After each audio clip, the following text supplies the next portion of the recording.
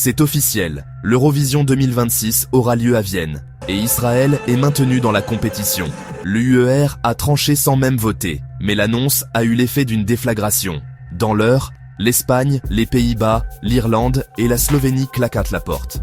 Un boycott massif, du jamais vu dans l'histoire du concours le plus regardé au monde. Tout ça alors que la guerre à Gaza continue, que les critiques sur la politisation du concours explosent, et que les votes pro-Israël des éditions 2024 et 2025 ne passent toujours pas.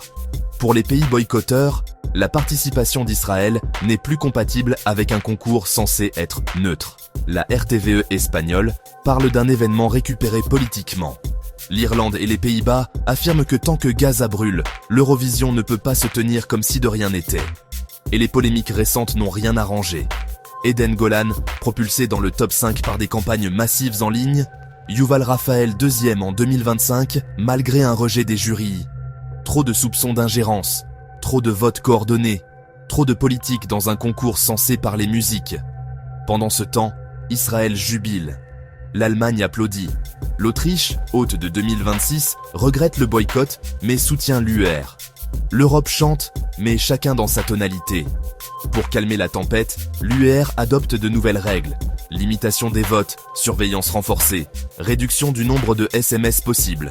Un pansement sur une plaie géopolitique. Parce que la vraie question reste là.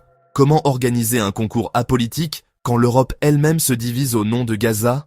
La liste finale des participants doit tomber avant Noël. D'ici là, le concours le plus kitsch du monde risque d'offrir l'édition la plus explosive de son histoire. Si ce genre d'histoire t'intéresse, abonne-toi. On parle tous les jours du Maroc et du monde ici.